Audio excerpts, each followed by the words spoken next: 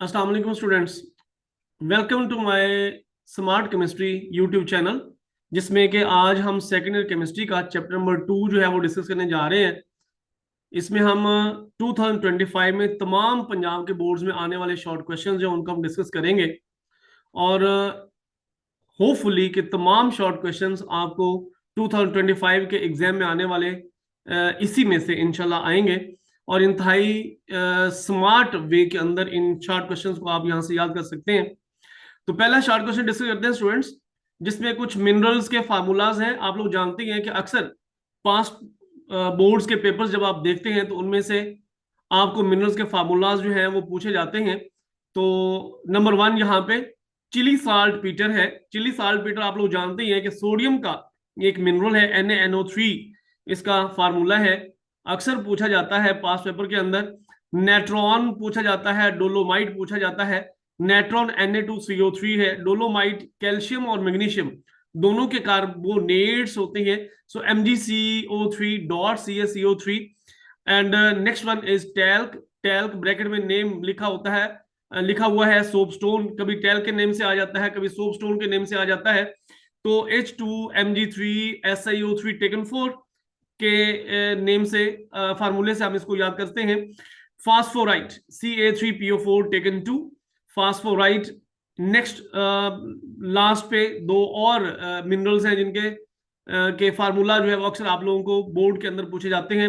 Asbestos, calcium magnesium silicate. आप इसको याद इस तरह से करेंगे कि कैल्शियम मैग्नीशियम सिलिकेट है CaMg3SiO3 टेकन 4। नेक्स्ट है कार्नालाइट। कार्नालाइट भी बहुत इंपॉर्टेंट है, अक्सर बोर्ड के पेपर्स में आता है। Potassium chloride dot magnesium chloride MgCl2 dot 6 water molecule. तो ये कुछ मिनरल्स हैं बच्चों जिनके फार्मूले आप लोगों ने याद करने हैं। कोई भी दो मिनरल के फार्मूला आपको शॉर्ट क्वेश्चन के अंदर पूछे जाएंगे। सारे तो ये जो मैंने दिए हैं ये नहीं पूछे जाएंगे, लेकिन जो मोस्ट इंपॉर्टेंट है वो मैंने आप लोगों के सामने प्लेस किए हैं। आपने इनको फिंगर टिप्स पे याद कर लेना है। इंशाल्लाह इंशाल्लाह 2025 में आपको बोर्ड के पेपर में आने वाले जो भी मिनरल का शॉर्ट क्वेश्चन आएगा वो इसी में से आएगा। चलते हैं स्टूडेंट्स क्वेश्चन नंबर 2 की तरफ। तो question number 2 most important, describe the peculiar behaviour of lithium with respect to other members of alkali metals. के हमने पिकुलियर बिहेवियर लिथियम का मेंशन करना है। स्टूडेंट्स पिकुलियर बिहेवियर की बात जब भी आएगी, सेकंड पीरियड के जो एलिमेंट्स हैं lithium, beryllium, boron, carbon, nitrogen, oxygen, fluorine, ये तमाम तर जो टॉप पे एलिमेंट्स हैं अपने से नीचे वाले एलिमेंट्स से थोड़ी सी डिफरेंट प्रॉपर्टीज जो है शो करते हैं, जिन्हें हम पिकुलियर बिहेवियर कहते हैं। और इस पिकुलियर बिहेवियर की एक सबसे बड़ी रीजन जो है वो ये है कि इनका साइज इंतहाई स्मॉल होता है, जिसकी वजह से इनकी चार्ज डेंसिटी बहुत ज्यादा होती है। चार्ज डेंसिटी ज्यादा होती है, साइज बहुत स्मॉल होता है, यही इसकी सबसे बड़ी रीजन है। तो following points highlights this behaviour.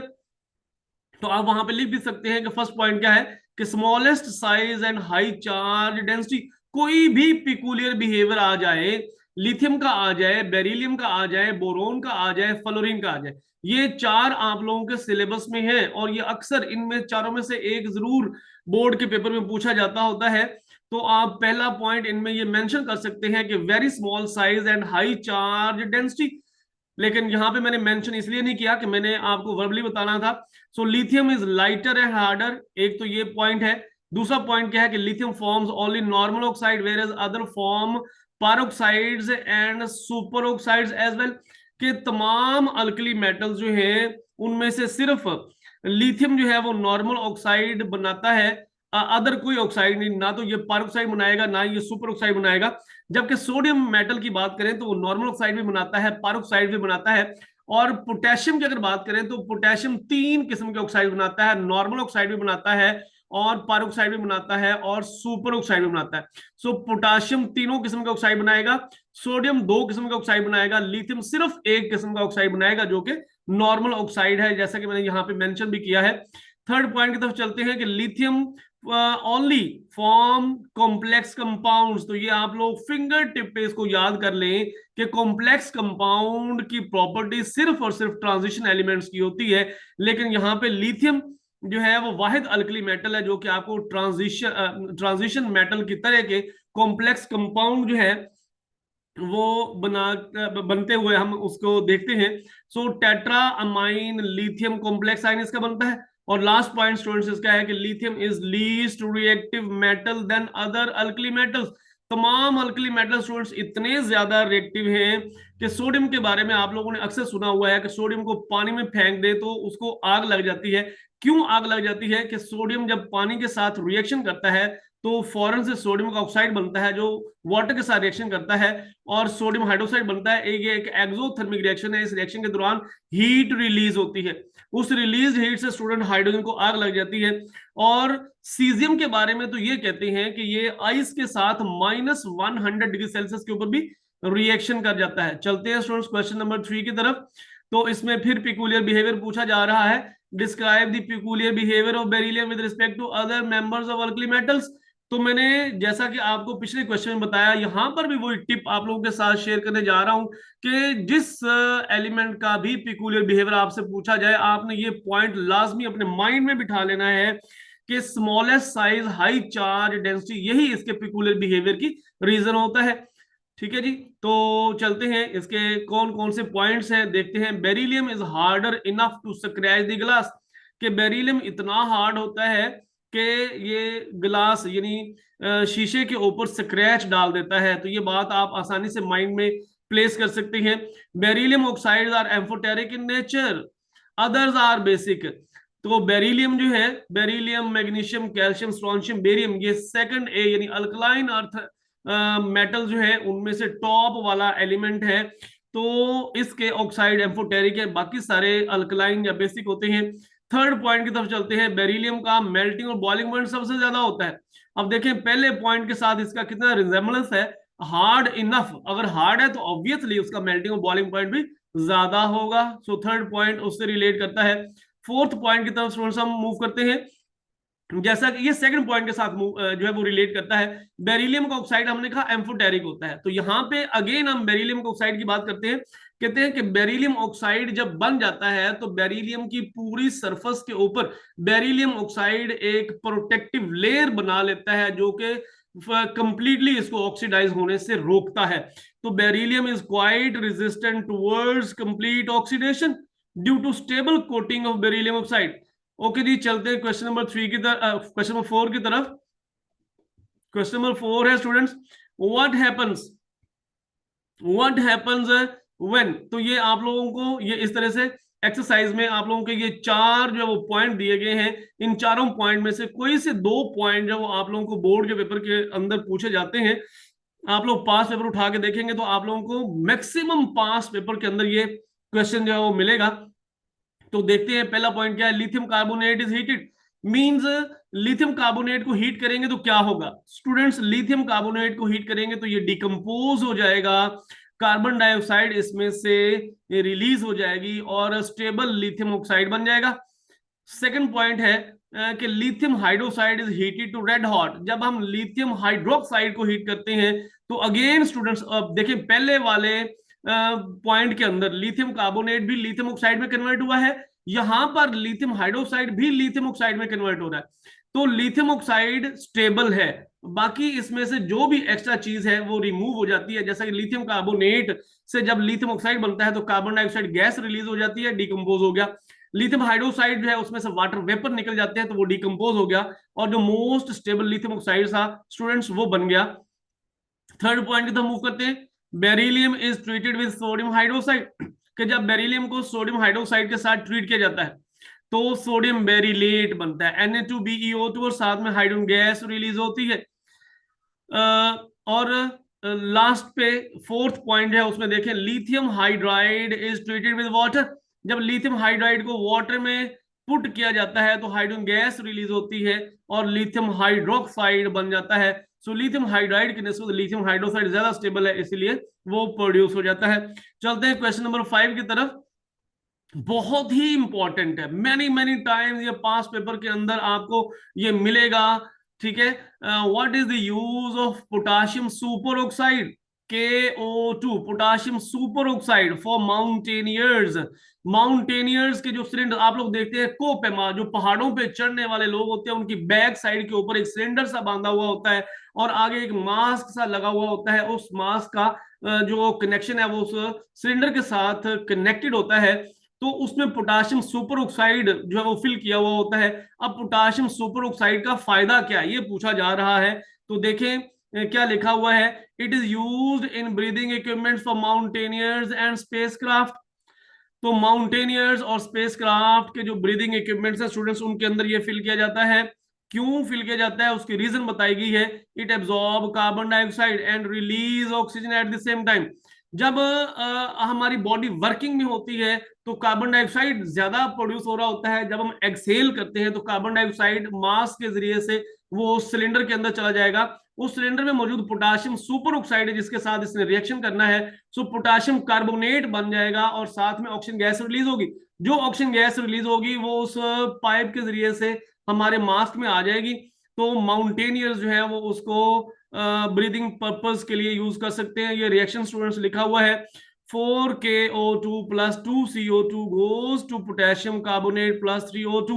अगर आप लोगों को ये याद ना भी रहे तो सिंपल आप इतना ही लिख दें जो ऊपर वाला पॉइंट मैंने लिखा हुआ है, it absorb carbon dioxide and release oxygen at the same time, तो इनफ है आप लोगों के शॉर्ट क्वेश्चन के आंसर के लिए। तो चलते हैं क्वेश्चन नंबर 6 की तरफ students. Justify that beryllium oxide is amphoteric in nature. Again बहुत ही इंपॉर्टेंट, मैनी मैनी टाइम्स ये बोर्ड के पेपर्स में आया हुआ है। तो एम्फोटेरिक आप लोगों ने एक बात माइंड में बिठा लेनी है, एम्फोटेरिक का मतलब क्या है कि ऐसी सब्सटेंस जो एसिड्स और बेसिस दोनों के साथ एक ही बिहेवियर से रिएक्शन करे, ठीक है, वो क्या है, एम्फोटेरिक है। सो बेरिलियम ऑक्साइड जो है वो एसिड्स और बेसिस दोनों के साथ रिएक्शन करेगा। तो ये मैंने लिखा हुआ है, beryllium oxide is amphoteric in nature since it reacts with both acids and bases. अब हम इसके बाद इन दोनों के रिएक्शन लिखेंगे। देखें बेरिलियम ऑक्साइड जब सल्फ्यूरिक एसिड के साथ स्टूडेंट्स रिएक्शन करता है तो बेरिलियम सल्फेट का सॉल्ट बना और साथ में वाटर रिलीज हुआ। आप लोग जानते हैं, ये आप लोग छोटी क्लासेस से, 9th क्लास से बल्कि 8th क्लास से आप लोग पढ़ते चले आ रहे हैं कि एसिड जब बेस के साथ रिएक्शन करता है तो दूसरी तरफ जाके ये साल्ट और वाटर प्रोड्यूस करता है। सो बेरिलियम ऑक्साइड एसिड के साथ रिएक्शन करेगा तो बतौर बेस रिएक्शन करेगा और साल्ट और वाटर प्रोड्यूस होगा। और इसी तरह से नेक्स्ट रिएक्शन में देखें, बेरिलियम ऑक्साइड जब अल्कली यानी सोडियम हाइड्रोक्साइड के साथ स्टूडेंट्स रिएक्शन कर रहा है तो सोडियम बेरिलेट का जो है वो सॉल्ट बन रहा है Na2BeO2 और साथ में वाटर प्रोड्यूस हो रहा है। बहुत इंपॉर्टेंट, अगेन बता रहा हूं बहुत इंपॉर्टेंट है, इस साल भी इसके बोर्ड के पेपर में आने के बड़े स्ट्रॉन्ग चांसेस हैं। चलते हैं क्वेश्चन नंबर 7 की तरफ। क्वेश्चन नंबर 7, हाँ जी, what is milk of magnesia, give its use. Milk of magnesia क्या है, तो मिल्क ऑफ मैग्नीशिया आप लोग जानते हैं कि जब मैग्नीशियम हाइड्रोक्साइड को, मैग्नीशियम हाइड्रोक्साइड का हमारे पास जब सस्पेंशन होता है वाटर के अंदर बना हुआ तो उस सस्पेंशन को हम मिल्क ऑफ मैग्नीशिया कहते हैं। तो ये बेसिकली सोल्यूशन नहीं है बल्कि सस्पेंशन है। तो बुक के अंदर चूंकि सोल्यूशन लिखा हुआ है इसीलिए मैंने वही वर्ड यहाँ पे यूज किए हैं। A saturated solution of magnesium hydroxide in water is called milk of magnesia। Magnesium चूंकि मेटल है, मेटल के ऑक्साइड आप लोगों को पता ही है कि अल्कलाइन या बेसिक होते हैं क्योंकि ये वाटर के साथ मिलके बेस बनाते हैं। सो मैग्नीशियम हाइड्रोक्साइड क्या हुआ फिर, नेचर में बेसिक हुआ। अब इसका यूज क्या है, तो स्टूडेंट्स स्टमक की एसिडिटी, जब हम कोई भी जो है ना वो फ्राइड चीजें बहुत ज्यादा इस्तेमाल कर लेते हैं तो स्टमक में बर्निंग जो है वो स्टार्ट हो जाती है एसिडिटी की वजह से, एसिड ज्यादा प्रोड्यूस होता है। तो फिर हम इसका सस्पेंशन जो है वो इसका 1 स्पून या 2 स्पून जो है वो हम जब यूज करते हैं तो हमें रिलीफ, वो हमारी जो बर्निंग है उसको, उससे हमें रिलीफ फील होता है। ठीक है जी, तो it is use for treatment of acidity in stomach. बस इतना सा ही इसका आंसर है। नेक्स्ट चलते हैं क्वेश्चन नंबर 8 की तरफ। What are plaster of Paris and dead burn. बहुत इंपॉर्टेंट क्वेश्चन, बड़ा ही हॉट क्वेश्चन है। आप यूं समझें कि ये 2025 के एग्जाम्स के लिए, how are these prepared. Plaster of Paris और डेड बर्न क्या चीजें हैं, कैसे प्रोड्यूस होते हैं। तो स्टूडेंट्स दोनों को हम अलग अलग से यहाँ पे बताते हैं कि जब हम जिप्सम को हीट करते हैं, तो इसके लिए आप लोगों को जिप्सम का फार्मूला जो है वो माइंड में रखना है। ये एमसीक्यूज में भी आ जाता है, calcium sulphate along with 2 water molecule, यानी क्रिस्टलाइजेशन के वाटर ऑफ क्रिस्टलाइजेशन इसमें 2 मॉलिक्यूल्स होते हैं। सो CaSO4 dot 2 water molecule is heated above 100 degrees Celsius, white powder of plaster of Paris is obtained। तो यहां पे मैंने नीचे रिएक्शन भी इसका लिखा है कि 2 calcium sulphate dot 2 water goes to calcium sulphate taken 2। Calcium sulphate को मैंने ब्रैकेट में लिया, उसके साथ 2 लगाया, ठीक है, और dot H2O mean 2 calcium sulphate के मॉलिक्यूल के साथ एक वाटर मॉलिक्यूल अटैच होता है, +3 वाटर मॉलिक्यूल इसमें से निकल गए। तो मीन इसमें से 75% वाटर मॉलिक्यूल निकल जाता है, या दूसरे लफ्जों में हम कहते हैं 3/4 वाटर मॉलिक्यूल इसमें से रिलीज हो जाता है। सो जिप्सम में से जब 3/4 वाटर मॉलिक्यूल परसेंटेज निकालेंगे स्टूडेंट्स, तो 75% बनेगी। तो देखें 2 कैल्शियम सल्फेट डॉट 2 वाटर, तो टोटल कितने हुए 4 वाटर मॉलिक्यूल, 4 में से कितने रिलीज हो गए 3, एक उसके साथ रह गया। सो कैल्शियम सल्फेट के 2 मॉलिक्यूल के साथ एक वाटर का मॉलिक्यूल है +3 वाटर, तो ये क्या कहलाएगा, ये POP या प्लास्टर ऑफ पेरिस कहलाता है। इसी तरह से स्टूडेंट्स डेड बर्न की तरफ देखते हैं। डेड बर्न क्या है, ब्रैकेट में लिखा हुआ है एनहाइड्रस जिप्सम साल्ट। तो जिप्सम कैल्शियम सल्फेट जो है वो 2 वाटर मॉलिक्यूल के साथ होता है, जब दोनों वाटर मॉलिक्यूल उसके साथ नहीं होते तो फिर हम उसको क्या बोलते हैं, एनहाइड्रस बोलते हैं। सो एनहाइड्रस कैल्शियम सल्फेट को क्या बोलेंगे, डेड बर्न बोलते हैं। तो इसी को जिप्सम को जब हम स्ट्रांगली हीट करते हैं 100 डिग्री सेल्सियस से भी ऊपर, जब हम उसको स्ट्रांगली 2 हीट करते हैं, तो सारे का सारा वाटर मॉलिक्यूल वो रिमूव कर देता है, जितना भी उसका वाटर ऑफ क्रिस्टलाइजेशन होता है, तो पीछे वो क्या बच जाता है, एनहाइड्रस कैल्शियम सल्फेट, जिसे कि हम क्या बोलते हैं, डेड बर्न बोलते हैं। बड़ा ही इंपॉर्टेंट शॉर्ट क्वेश्चन है। नेक्स्ट क्वेश्चन नंबर 9 की तरफ स्टूडेंट्स मूव करते हैं। What are the major problems faced during the working of diaphragm cell? आप लोग जानते हैं डायाफ्राम सेल जो है वो सोडियम हाइड्रोक्साइड को प्रिपेयर करने का जो है वो मेथड है, जिसमें के हम ब्राइन सोल्यूशन यूज करते हैं और ब्राइन सोल्यूशन की इलेक्ट्रोलाइसिस करते हैं। तो एनोड और कैथोड पे जो है वो रिएक्शन होता है और सोल्यूशन के अंदर हमारे पास सोडियम हाइड्रोक्साइड प्रिपेयर हो रहा होता है। तो देखते हैं इसके प्रॉब्लम क्या है जी। Chlorine produced can react with hydroxide ion to give hypochloride ions. पहला प्रॉब्लम उसका ये है, हम जानते हैं कि क्लोराइड आयन जब एनोड की तरफ जाकर ऑक्सीडाइज होते हैं तो वो क्लोरीन गैस बनाते हैं। अब वो क्लोरीन गैस जब ऊपर डोम शेप स्ट्रक्चर के अंदर उसे मूव करना होता है, तो ऑब्वियसली वो सोल्यूशन में से ही मूव करके जा रहा होता है बबल की फॉर्म में। सोल्यूशन में मौजूद हाइड्रोक्साइड आयन जब उसके साथ रिएक्शन करते हैं ना स्टूडेंट्स, तो हाइपोक्लोराइड आयन बन जाता है।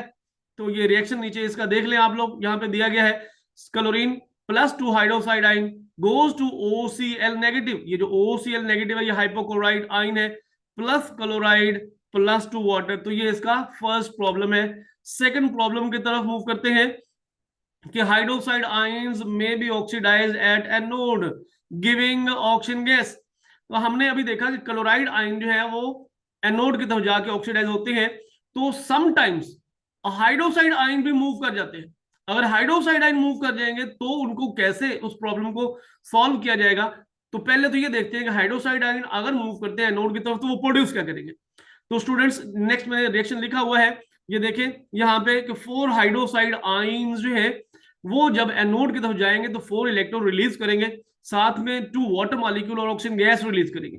अब ये जो ऑक्सीजन गैस है ना, ये क्या करेगी, क्लोरीन जो प्रोड्यूस हुई ना उसको कंटेमिनेट कर देती है। ये मैंने ऊपर लिखा भी हुआ है इस ऊपर वाले पॉइंट के अंदर कि हाइड्रोक्साइड आयन में be oxidise at anode giving oxygen gas which contaminate the chlorine gas। so हमने यहाँ पे जो मेजर प्रॉब्लम है तो उनका हमने जिक्र करना था, तो ये दोनों प्रॉब्लम्स हैं, ये नोट कर ले। क्वेश्चन नंबर 10 की तरफ स्टूडेंट्स मूव करते हैं। Question number 10, give the role of gypsum in agriculture. Agriculture में जिप्सम का रोल क्या है। तो स्टूडेंट्स जिप्सम का फार्मूला हमने देखा कि calcium sulphate dot two water molecule होता है। So gypsum is applied to the soil as a source of calcium and sulphur. So दो चीजें हैं ना कैल्शियम सल्फेट के अंदर, एक कैल्शियम है दूसरा सल्फर है। अब बच्चे कहते हैं कि SO4 है, तो भाई SO4 के अंदर जो मेजर एलिमेंट है वो क्या है, वो क्या है, सल्फर है। ठीक है, तो कैल्शियम और सल्फर दोनों के सोर्सेज के तौर पे हम जिप्सम को सॉइल में अप्लाई करते हैं। अब देखते हैं कि कैल्शियम का रोल क्या है और सल्फर का रोल क्या है। So calcium is important in crop production in areas of extensive leaching soil. Extensive leaching soil यानी सेम ज्यादा जमीनें जो है सेम ज्यादा, तो उनके उन उन जगहों के ऊपर अच्छी जो है वो प्रोडक्शन के लिए हम कैल्शियम सल्फेट जो है उसको अप्लाई करते हैं। नेक्स्ट देखते हैं, sulphur has great impact on plant growth like. Sulphur का रोल क्या है, तो स्टूडेंट सल्फर जो है इसके वेरिएबल रोल्स हैं जो मैंने यहाँ पे समराइज किया, उसको इंतहाई जो है ना वो इजी वे में। पार्ट ऑफ प्रोटीन, आप लोग जानते हैं कि सल्फर जो है वो पार्ट ऑफ प्रोटीन है, और help in enlarging root system को डेवलप करता है, एंड क्लोरोफिल डेवलपमेंट, और क्लोरोफिल डेवलपमेंट में अपना रोल प्ले करता है। Although not part of chlorophyll, लेकिन क्लोरोफिल की डेवलपमेंट में अपना रोल प्ले करता है। और मोस्ट इंपॉर्टेंट ये कि plants deficient in sulphur exhibit pale green colour.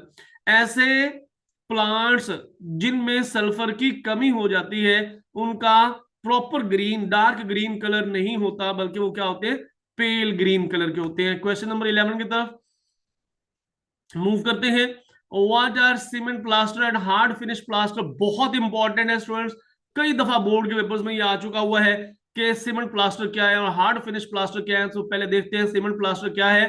तो सीमेंट प्लास्टर है जी कि plaster of Paris to which usually glue और ऑयल। तो आपने ये बात माइंड में रखनी है कि प्लास्टर ऑफ पेरिस के अंदर अगर ग्लू या ऑयल मिक्स कर दें तो वो एक हार्ड मैस में कन्वर्ट हो जाता है, जिसे कि हम सीमेंट प्लास्टर कहते हैं। सो ये बेसिकली इसका काम क्या होता है, it will prolong the setting time, ये सेटिंग टाइम को थोड़ा सा बढ़ा देता है।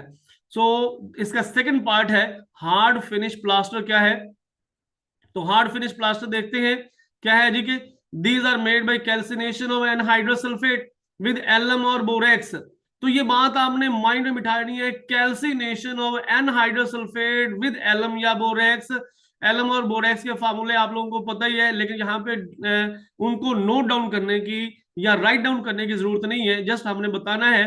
तो these are plasters which set very slowly but give hard finish. तो ये हार्ड फिनिश प्लास्टर है। चलते हैं क्वेश्चन नंबर 12 की तरफ। So why is the aqueous solution of sodium carbonate alkaline in nature. बहुत इंपॉर्टेंट, जितना भी कह ले उतना ही कम है। मैनी मैनी टाइम्स पास पेपर के अंदर आप जिस बोर्ड का भी पेपर उठा के देखेंगे, मैक्सिमम आपको ये क्वेश्चन उनके अंदर रिपीट किया हुआ मिलेगा। Why is aqueous solution of sodium carbonate alkaline in nature.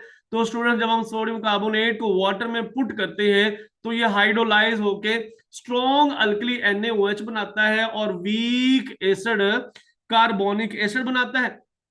लिखा हुआ है aqueous solution sodium carbonate is basic due to hydrolysis of carbonate ion. तो ये जो वर्ड कार्बोनेट आयन है ये MCQs में भी आता है, तो ये नोट कर ले, हाइड्रोलाइसिस ऑफ कार्बोनेट आयन किसके अंदर, सोडियम कार्बोनेट में।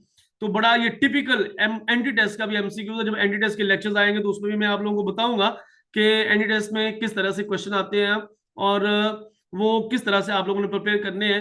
तो नेक्स्ट इसका जो इक्वेशन है वो आप लोग नोट कर लें, Na2CO3 + 2 water goes to 2NaOH + H2CO3। अभी मैंने आप लोगों को वर्बली बोला था कि NaOH जो प्रोड्यूस हुआ है स्टूडेंट्स वो स्ट्रॉन्ग अल्कली है, और जो कार्बोनिक एसिड है वो वीक एसिड है। सो वीक एसिड जो है वो क्या हो जाएगा, वो जो अपने आप को डोमिनेट नहीं करेगा बल्कि स्ट्रॉन्ग अल्कली अपने आप को डोमिनेट कर लेगी। सो ओवरऑल सोल्यूशन क्या हो जाएगा, वो अल्कलाइन सोडियम हाइड्रोक्साइड की वजह से। तो लिखा हुआ है NaOH is a strong base and H2CO3 is a weak acid. Overall solution क्या होता है, फिर अल्कलाइन होता है। क्वेश्चन नंबर 13 की तरफ मूव करते हैं। So question number 13, why are alkali and alkaline earth metal among the most reactive elements of the periodic table. हमें पता है अल्कली मेटल और अल्कलाइन अर्थ मेटल जो है वो बड़े ही रिएक्टिव हैं। मैंने आपको बोला था सोडियम मेटल को पानी में डालते हैं तो फौरन से विगरस रिएक्शन होता है, और sodium lithium, sodium, potassium, rubidium, caesium की तरफ मूव करते हुए ये रिएक्टिविटी बढ़ती चली जाती है। और मैंने बोला था कि सीजियम इतना रिएक्टिव होता है कि बर्फ के साथ यानी आइस के साथ -100 डिग्री सेल्सियस के ऊपर भी एक्सप्लोड आउट हो जाता है। तो इस विगरस रिएक्शन की रीजन क्या है कि इनकी आयोनाइजेशन एनर्जी वैल्यूज बड़ी लो होती हैं, फौरन से ये इनको आयोनाइजेशन एनर्जी मिल जाती है अपने एक्सटर्नल एनवायरनमेंट से। तो जैसे ही इनको वो आयोनाइजेशन एनर्जी सोर्स मिलती है, ये अपने वैलेंस इलेक्ट्रॉन को निकाल के आयन बना देते हैं और आयन्स बड़े ही रिएक्टिव होते हैं। तो मैंने बहुत ही शॉर्ट वे में इसका आंसर लिखा है कि these have very low ionisation energy values and form their ions easily. This property makes them the most reactive classes of the periodic table. तो अल्कली मैटर और अल्कलाइन अर्थ मैटर दोनों की ionization energy values बहुत लो होती हैं। दोनों में comparatively देखेंगे तो अल्कली मेटल की आयनाइजेशन एनर्जी बहुत ज्यादा लो होती है, तो अल्कलाइन अर्थ मेटल की थोड़ी सी ज्यादा होती है, लेकिन पूरे पीरियोडिक टेबल के बाकी एलिमेंट से फिर भी कम होती है। तो फौरन से आयंस बनाएंगे और आयंस बना के फिर ये फर्दर बहुत फास्टली रिएक्ट कर जाते हैं। नेक्स्ट क्वेश्चन नंबर 14 की तरफ मूव करते हैं। क्वेश्चन नंबर 14 है students, why does lime water turn milky with CO2 but becomes clear with excess CO2? बहुत ही important, many times past papers के अंदर ये क्वेश्चन आपको मिलेगा, ठीक है। और इसका अक्सर स्टूडेंट्स इसका जो आंसर याद भी करते हैं, बट लिखते वक्त जो है वो उनसे मिस्टेक हो जाती है, इंतहाई कॉमन सी मिस्टेक्स है, उनसे हमने बचना है। तो स्टूडेंट्स देखते हैं कि जब हम थोड़ा कार्बन डाइऑक्साइड पास ऑन करते हैं तो क्या रिएक्शन होता है। कहते हैं lime water turn milky by passing CO2 due to the formation of insoluble calcium carbonate. Calcium carbonate को हम लाइमस्टोन कहते हैं, जो कि वाटर के अंदर हल नहीं होता। और कैल्शियम कार्बोनेट मार्बल है व्हाइट कलर का, तो इसके व्हाइट प्रेसिपिटेट्स अपीयर होते हैं, ओवरऑल सोल्यूशन क्या हो जाता है, मिल्की हो जाता है। रिएक्शन देखते हैं, CaOH ट्वाइस, ये लाइम वाटर है, CO2 जब इसमें से पास ऑन करते हैं तो स्टूडेंट्स कैल्शियम कार्बोनेट बना, साथ में वाटर रिलीज हुआ। अब अगर हम इसमें से मजीद कार्बन डाइऑक्साइड पास ऑन करेंगे तो देखें रिएक्शन लिखा हुआ है, but lime water become clear with excess CO2 due to the formation of soluble calcium bicarbonate. जब थोड़ी मिकदार में कार्बन डाइऑक्साइड पास करते हैं तो कैल्शियम कार्बोनेट बनता है, जो कि इनसॉल्युबल है, लाइमस्टोन है। और जब एक्सेस अमाउंट में carbon dioxide gas pass on करते हैं स्टूडेंट्स, तो फिर इनसॉल्युबल कैल्शियम कार्बोनेट की बजाय सॉल्युबल कैल्शियम बाइकार्बोनेट बन जाता है, जो कि पानी में डिसॉल्व हो जाता है और हमें कोई मिल्कीनेस नजर नहीं आती। चलते हैं क्वेश्चन नंबर 15 की तरफ। सो क्वेश्चन नंबर 15 है, why is 2% gypsum added to the cement? Cement जब फाइनली प्रिपेयर हो जाता है तो उसमें 2% जिप्सम डाल देते हैं। तो याद रखिएगा माइंड के अंदर कि 2% जिप्सम डालने का मकसद सिर्फ और सिर्फ उसका सेटिंग टाइम बढ़ाना होता है, ठीक है जी। तो ये मैंने इसके आंसर में डिटेल लिखी भी हुई है कि 2% gypsum is added to the cement to prevent the setting cement from hardening too rapidly, कि सीमेंट जो है वो फौरन से हार्ड ना हो जाए। अगर फौरन से हार्ड हो गया तो उसको इस्तेमाल करने का टाइम बहुत कम बचेगा और सारे का सारा ये वेस्ट हो जाएगा। तो 2% जिप्सम डालने का मकसद ये होता है कि थोड़ा सा हमें टाइम मिल जाए इसको अप्लाई करने के लिए। तो सेकंड पॉइंट में मैंने लिखा है, increases the setting time of cement, ये सेटिंग टाइम को बढ़ा देता है ताकि कोई भी मैसन है, वर्कर है, वो उसको आसानी से अप्लाई कर ले। चलते हैं क्वेश्चन नंबर 16 की तरफ। तो स्टूडेंट्स क्वेश्चन नंबर 16 है, why is lime added to an acidic soil? और दूसरे लफ्जों में ये क्वेश्चन इस तरह से भी आ सकता है, give the role of lime in agriculture. Lime को एसिडिक सॉइल में क्यों अप्लाई किया जाता है, और role of lime in agriculture, दोनों में से कोई भी क्वेश्चन आ जाए आंसर स्टूडेंट्स एक ही होगा, वो आप लोग नोट कर लें। लाइम ऑक्साइड कैल्शियम ऑक्साइड है, लाइम बोलते हैं, लाइम कैल्शियम ऑक्साइड है। तो lime calcium oxide mean calcium metal है, मेटल के ऑक्साइड बेसिक होते हैं, अल्कलाइन इन नेचर होते हैं। तो यही वजह है कि हम इसको एसिडिक सॉइल में अप्लाई कर देते हैं। तो एसिड जब इस बेस के साथ रिएक्शन करेगा तो क्या बनेगा स्टूडेंट्स, सॉल्ट और वाटर बनेगा, न्यूट्रलाइजेशन रिएक्शन होगा और वो सॉइल एसिडिक से क्या हो जाएगी, न्यूट्रल में कन्वर्ट हो जाएगी। तो ये लिखा हुआ है, it is used in agriculture to neutralise the acidic soil और it increases the amount of readily soluble phosphorus in soil. वो सॉइल जिसके अंदर लाइम की एक मुनासिब मिकदार मौजूद होगी, उस सॉइल के अंदर रेडिली सॉल्युबल फास्फोरस, आप लोग जानते ही हैं कि फास्फोरस जो है ये सीड प्रोडक्शन के अंदर बड़ा इंपॉर्टेंट रोल प्ले करता है। तो सीड प्रोडक्शन, सीड फार्मेशन में, सीड प्रोडक्शन में, ओवरऑल ग्रेन प्रोडक्शन के अंदर अपना रोल प्ले करता है। ये हम चैप्टर नंबर जो 15 है, जब हम फर्टिलाइजर के तरफ मूव करेंगे तो उसमें मैं आपको बताऊंगा। तो रेडिली सॉल्युबल फास्फोरस बढ़ा देता है। क्वेश्चन नंबर 17 की तरफ स्टूडेंट्स मूव करते हैं। Question number 17, how are lime and sand used to make glass. Lime CaO को कहते हैं, कैल्शियम ऑक्साइड को कहते हैं, सैंड SiO2 को कहते हैं। तो दोनों मिलकर किस तरह से ग्लास यानी शीशा बनाते हैं। तो स्टूडेंट लिखा हुआ, lime and sand are heated to manufacture glass as given in this equation. Calcium oxide plus SiO2 goes to calcium silicate. तो कैल्शियम सिलिकेट ग्लास है जो कि हीट रेजिस्टेंट होते हैं। क्वेश्चन नंबर 18 की तरफ मूव करते हैं। How is lime mortar prepared. Lime mortar किस तरह से, इसे हम दूसरे लफ्जों में हमाम दस्ता भी कहते हैं, वो चटू वट्टा भी कहते हैं, जिसमें के ये पंसारी और डॉक्टर अपनी मेडिसिन वगैरह जो है वो ग्राइंड करते हैं। तो ये मोरेटर, लाइम मोरेटर कहलाता है। किस तरह से प्रिपेयर होता है स्टूडेंट्स, 1 वॉल्यूम स्लैक लाइम होता है और इसमें 3 या 4 वॉल्यूम सैंड होती है, यानी एक हिस्सा स्लैक लाइम का, स्लैक लाइम वो जिसे हम बुझा हुआ चूना भी कहते हैं ना, बुझा हुआ चूना प्लस इसके अंदर 3 से 4 हिस्से सैंड मिक्स कर देते हैं। तो ये हमारे पास एक थिक पेस्ट बन जाता है। जिस तरह से हम आटा गूंथते हैं ना, तो उस तरह का एक थिक सा पेस्ट बन जाता है। उस थिक पेस्ट को फिर हम सांचे वगैरह के अंदर जो है वो प्लेस कर देते हैं, ईंटों के अंदर रख के मुख्तलिफ उसको शेप्स दे देते हैं। उस मुख्तलिफ शेप्स के मोर्टर जो है वो हम प्रिपेयर कर सकते हैं। तो ये रिएक्शन लिखा हुआ है, कैल्शियम ऑक्साइड प्लस वाटर, तो कैल्शियम हाइड्रोक्साइड बना। मीन ये कैल्शियम ऑक्साइड ये क्विक लाइम कहलाता है। वाटर में डालेंगे स्लैग लाइम हो जाएगा। ठीक है, फिर ये क्या करेगा, इसके अंदर जो सैंड हमने डाली है वो सैंड इसके साथ रिएक्शन करेगी, कैल्शियम सिलिकेट बनाएगी और कुछ ये क्या करेगा, एनवायरमेंट से कार्बन डाइऑक्साइड जो है उसको अपने अंदर एब्जॉर्ब कर लेगा, एनवायरमेंट से कार्बन डाइऑक्साइड को अपने अंदर एब्जॉर्ब कर लेगा और कैल्शियम कार्बोनेट बना देगा। सो कैल्शियम सिलिकेट और कैल्शियम कार्बोनेट दोनों मिलकर क्या करेंगे, मोरेटर बनाते हैं।